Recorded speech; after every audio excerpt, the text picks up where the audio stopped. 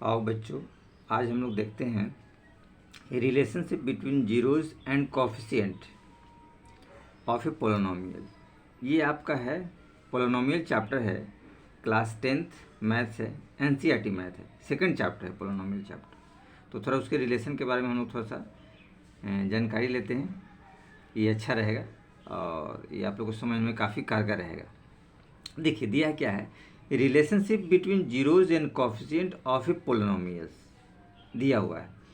तो उसमें हम लोग पहले चर्चा करते हैं लीनियर पोलिनोमियल का। देखिए लीनियर पोलिनोमियल है, लीनियर पोलिनोमियल का फॉर्मेट होता है x plus b equal to zero. इस फॉर्मेट में होता है, यानी एक पार्ट में एक्स रहेगा और दूसरा पार्ट कांस्टेंट टर्म रहेगा, ठीक है। और इसका जीरोज का जो फॉर्मूला होता है, जीरोज बराबर minus constant term upon coefficient of x. तो कांस्टेंट टर्म में माइनस बी वाला टर्म आता है, और कोफिशिएंट ऑफ एक्स में ये वाला टर्म आता है एक्स वाला। तो इसको थोड़ा सा हम लोग एग्जाम्पल में देखेंगे तो और ज़्यादा बेहतर हम लोग को समझ में आएगा। जैसे अगर हम लोग ले लेते हैं इसका एग्जाम्पल्स, देखिए इसका एग्जाम्पल हम लोग लेते हैं। ऐसे यहाँ पे एग्जाम्पल दे रखा है, देखिए एग्जाम्पल हमने लिया है 2x प्लस 6 बराबर 0। तो अगर x की बात हम करें तो 2x और 6 दूसरे तरफ चला जाएगा तो ये -6 हो जाएगा, और x के साथ 2 मल्टीप्लाई है तो डिवाइड में बदल जाएगा, यानी कि -6/2 तो 2 3 जा 6, तो x = 3, यानी जीरोज कितना आया इसका 3 आया, -3। ये इसका जीरोज आ गया किसका, इस लीनियर पोलिनोमियल का। चलिए इसको थोड़ा वेरीफाई करके हम लोग देखते हैं। देखिए जीरोज बराबर कांस्टेंट टर्म इसमें क्या है 6, ये देखिए माइनस भी दिया है ना, माइनस भी, तो -6 हो जाएगा। और कोफिशिएंट ऑफ एक्स का कोफिशिएंट कितना है 2, तो 2 3 जा 6 -3, तो एक्स आपका इसका जीरोज क्या हो जाएगा -3। तो यहाँ हम लोगों ने देखा ये, इसे हम लोगों ने वेरीफाई कर लिया, और यहाँ पे जीरोज में हमने वही देखा। तो इस हिसाब से हम लोगों ने देखा कि उसका जीरोज में कोई ज़्यादा फर्क नहीं है। तो ये आपका लीनियर पोलिनोमियल का है, ठीक है। ऐसी और भी बहुत सारे एग्जांपल्स ले सकते हैं, सबका क्राइटेरिया सेम ही होगा, इसमें कुछ ज़्यादा नहीं है। तो हम लोग थोड़ा सा चलते हैं क्वाड्रेटिक पोलिनोमियल्स की तरफ। देखिए क्वाड्रेटिक पोलिनोमियल्स ये थोड़ा ज़्यादा इंपॉर्टेंट होता है, ज़्यादा थोड़ा आता है इस तरह के क्वेश्चन इस बेस पे। देखिए क्वाड्रेटिक पोलिनोमियल्स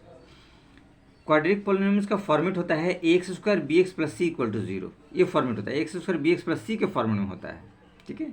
इसमें हमने क्या किया है कि अल्फ़ा बीटा भी 2 zeros of the quadratic polynomial हमने लेट किया है, अल्फ़ा बीटा 2 जीरोज। एक्चुअली ये क्वाड्रेटिक है तो इसलिए पावर 2 है, तो इसका जीरोज 2 होगा। देखिए यहाँ नंबर ऑफ जीरोज हमने लिखा है 2, और ऊपर वाला जो हम लोगों ने देखा था लीनियर में, तो वहाँ नंबर ऑफ जीरोज 1 रहेगा, क्योंकि उसका पावर, इसके पावर्स जो रहते हैं आप देख सकते हैं, इसमें पावर्स क्या है 1 है, तो इसके नंबर ऑफ जीरोज क्या होंगे 1 होगा, इसका नंबर ऑफ जीरोज जो होगा वो 1 होगा। चलिए तो हम लोग फिर देखते हैं एज इट इज ऐसे ही। देखिए तो ये फॉर्मेट हम लोग देखा x + c = 0, अल्फ़ा बीटा इसके जीरोज है क्वाड्रेटिक इक्वेशन के, ये quadratic polynomial number of zeros इसके 2 हो जाएंगे। यहाँ देखिएगा ABC, इसको हम लोग कोफिशिएंट भी कह सकते हैं। ABC क्या है, कोफिशिएंट है, x² का कोफिशिएंट है, और b क्या है, x का कोफिशिएंट है। और ABC ऐसे रियल नंबर भी कह सकते हैं, क्योंकि रियल नंबर रहते हैं। इसका फॉर्मेट हम लोग देख सकते हैं, इसका फॉर्मेट मान लीजिए आपको, यहाँ देखिए नीचे एक एग्जांपल हम लोगों ने दे रखा है, यहाँ देखिए x² 2x - 50, ठीक है।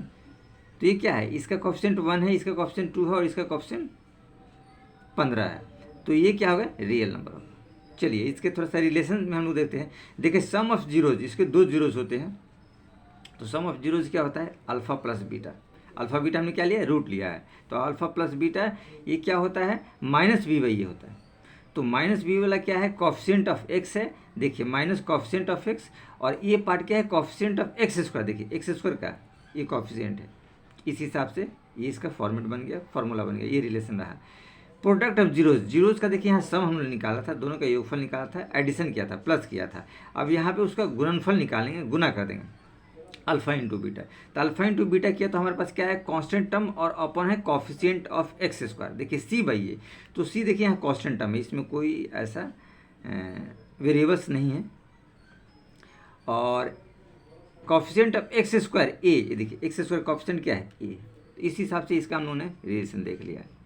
तो हम लोग थोड़ा सा देखते हैं एक एग्जाम्पल, तो ज़्यादा क्लियरफाई होगा। देखिए एग्जाम्पल दिया है एक्स स्क्वायर प्लस 2x और -15 इक्वल टू 0, ये इक्वेशन दे रखा है।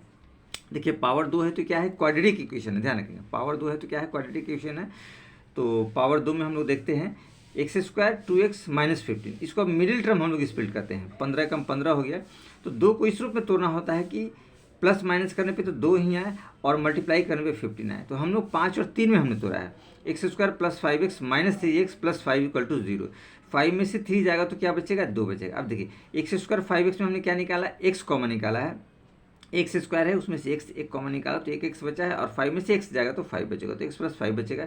यहाँ पे 3x प्लस 5 है, तो 3x 5 में हमने क्या निकाला 3, क्योंकि 3 और 15 जो है, नहीं 5 नहीं सॉरी 15x है, तो 15 जो है वो 3 के मल्टीपल्स में आते हैं, तो दोनों आते हैं, तो -3 निकाला तो यहाँ पर बचेगा x, और 3 5 जब 15 तो यहाँ बचेगा 5, तो x प्लस 5, क्योंकि ये x माइनस में है, 3 माइनस में है, तो माइनस यहाँ से निकल जाएगा। दोनों टर्म माइनस में तो दोनों टर्म पॉजिटिव होगा। x प्लस 5 दोनों में बिलोंग्स करता है, तो x प्लस 5 को हमने कॉमन लिया तो क्या बचेगा x माइनस 3, x माइनस 3। इस हिसाब से x प्लस 5 0 होगा तो x क्या हो जाएगा -5, और x माइनस 3 0 होगा तो x क्या निकलेगा 3। तो इस हिसाब से हम लोगों ने देखा कि इसके 2 जीरोज आ गए, ये क्या हो गए इसके जीरोज, हम यहाँ चाहे तो लिख सकते हैं जीरोज, जीरोज इसके क्या होगा -5 और 3, ये दो जीरोज आ गए। तो अब हम लोग चाहते हैं इसको थोड़ा सा वेरीफाई करने के लिए, तो देखिए इसको वेरीफाई हम लोग इसको वेरीफाई ऐसे करते हैं, सम ऑफ जीरोज निकालेंगे। देखिए तो सम ऑफ जीरोज क्या होगा, अल्फा इंटू बीटा, ठीक। तो सम करेंगे तो -5 और +3, तो क्या हो जाएगा -5 और 3 में से 5 जाएगा तो ये बचेगा -2, ये रिजल्ट आया। अब देखिए इसको हम लोग चाहे तो इस रूप में लिख सकते हैं -2/1, तो इसको एज इट इज़ हम लोग ऐसे भी कर सकते हैं, -2/1 रहा, ये देखिए -2 कहाँ पे है, ये देखिए ये रहा, ये आपका आया 2 बी वाले पार्ट में आ गया। तो बी वाले पार्ट में हम लोग इसको ऐसे भी लिख सकते हैं माइनस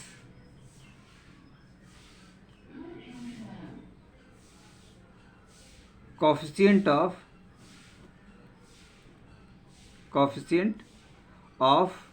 x, ये देखिए x का कोफिशिएंट है यहाँ पे, और 1 क्या है एक्स स्क्वायर है, ये कोफिशिएंट ऑफ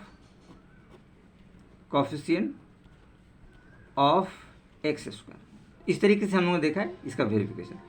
अब अल्फा इंटू बीटा इसको हम लोग देखते हैं, तो -5 इंटू 3 क्या हो जाएगा -15 आया, तो -15 को हम लोग लिख सकते हैं -15/1, तो -15 क्या हो जाएगा constant term, minus constant term, और 1 क्या हो जाएगा coefficient of x square, coefficient of x square का कोफिशिएंट आ गया। इस तरीके से हम लोगों ने इसका वेरिफिकेशन देख लिया बहुत आसानी से, कुछ ऐसा ज़्यादा पेचीदा नहीं था। देखिए सेकेंड मेथड में हम लोग चाहे तो इसको क्वाड्रेटिक इक्वेशन से निकाल सकते हैं। देखिए कैसे निकाला है, x² + 2x - 15 बराबर 0 है, सेकेंड मेथड है। x² + bx + c equal to 0 है, तो a बराबर 1, b बराबर 2 और c बराबर -15। ये देखिए a b c इसके कोफिशिएंट होते हैं, उसको लेते हैं।